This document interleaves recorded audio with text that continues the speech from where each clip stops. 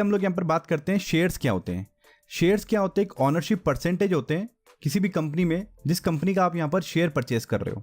कहने का मतलब ये है कि जब भी आप किसी भी कंपनी का शेयर परचेस करते हो तो आप एक्चुअली में यहाँ पर ऑनरशिप बाय कर रहे हो, चाहे वो कितने भी परसेंटेज से हो। वो 1% हो सकती है, वो 5% हो सकती है, वो चाहे 0.005% हो सकती है, बट आप कहीं ना कहीं उस कंपनी के अब ऑनर हो, चाहे छोटे परसेंटेज से हो, तो आप यहाँ पर ऑनरशिप को परचेस कर रहे हो। अब आप कंपनी के कहीं ना कहीं यहाँ पर पार्टनर है, चाहे लॉस में हो चाहे प्रॉफिट में हो। तो यहाँ पर हम लोग पार्टनर वर्ड को यूज नहीं करते हैं, हम लोग यहाँ पर जो वर्ड यूज करते हैं उसको बोलते हैं हम लोग शेयर होल्डर।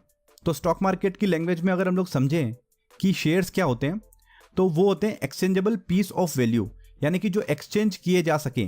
दो एक्सचेंज हमारे पास NSE और BSE। हम लोगों ने इस वीडियो को वहां पर देखा था कि नाम एक्सचेंज क्यों रखा। तो एक्सचेंजेबल पीस ऑफ वैल्यू है किसी भी कंपनी की जिसकी प्राइस फ्लक्चुएट करेगी अप और डाउन, ऊपर भी जाएगी और नीचे भी जाएगी। वो डिपेंड करता है वेरियस फैक्टर्स पे। वो फैक्टर्स क्या हो सकते हैं? वो फैक्टर डिमांड और सप्लाई हो सकती है। अगर किसी कंपनी के अंदर ज्यादा प्रॉफिट्स हो रहे हैं तो सारे लोग डिमांड करेंगे उस स्टॉक को, तो उसकी प्राइस ऊपर जाएगी। अगर वहां पर सप्लाई कम है, कोई बेचने के लिए तैयार नहीं उस स्टॉक को यहाँ पर, तो वो स्टॉक इसकी ऊपर जाएगी, उसकी प्राइस ऊपर जाएगी यहाँ पर। तो कई सारे फैक्टर्स और होते हैं जिसके कारण उसकी प्राइस जो है वो फ्लक्चुएट करती है। तो अब हम हमारे ओरिजिनल क्वेश्चन के ऊपर आते हैं कि कंपनीज क्यों इशू करती है शेयर पब्लिक को, उसके बारे में हम लोग यहाँ पर बात कर लेते हैं।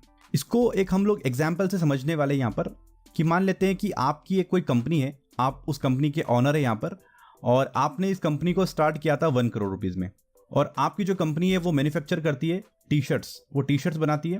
तो जिस तरीके से हर कंपनी की अपनी एक कैपेसिटी होती है, एक अपनी लिमिटेशन होती है, तो उसी तरीके से आपने यहाँ पर जैसे तैसे करके 1 करोड़ रुपए इकट्ठे किए, कैपिटल एम्प्लॉयड जिसको हम लोग बोलते हैं, और आपने इस कंपनी को स्टार्ट किया और एक ऐसा प्लांट डाला जिससे 10,000 टी-शर्ट्स आप पर मंथ यहाँ पर प्रोड्यूस कर पा रहे हैं। राइट, ये आपकी कंपनी की लिमिटेशन है कि आपको एक ही प्लांट डाल पाए आप 1 करोड़ रुपीज में, और जिसके कारण आप 10,000 पर मंथ टी-शर्ट्स यहाँ पर प्रिंट कर पा रहे हैं या बना पा रहे हैं।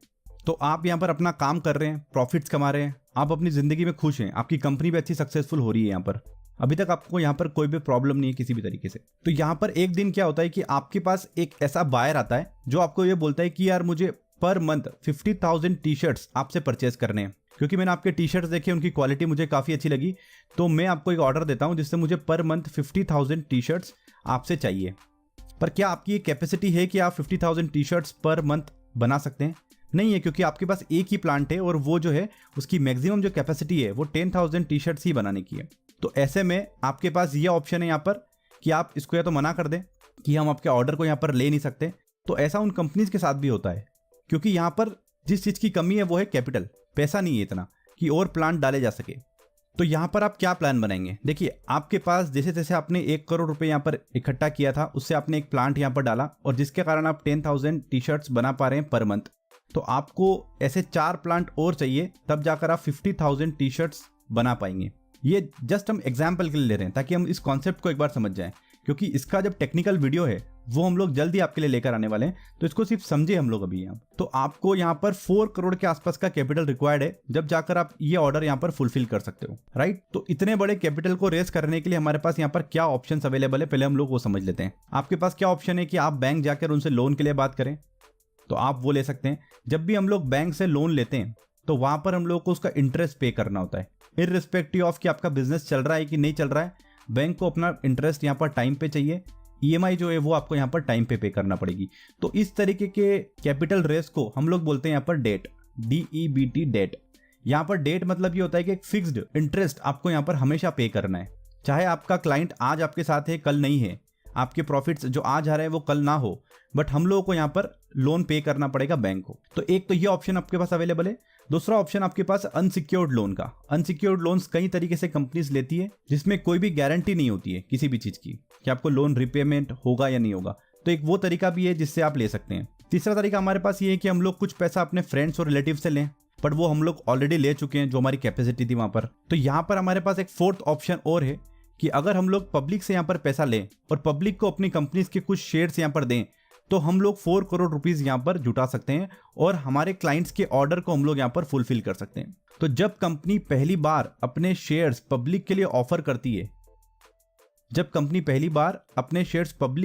करती है, तो उसी को हम लोग बोलते हैं इनिशियल पब्लिक ऑफर, IPO।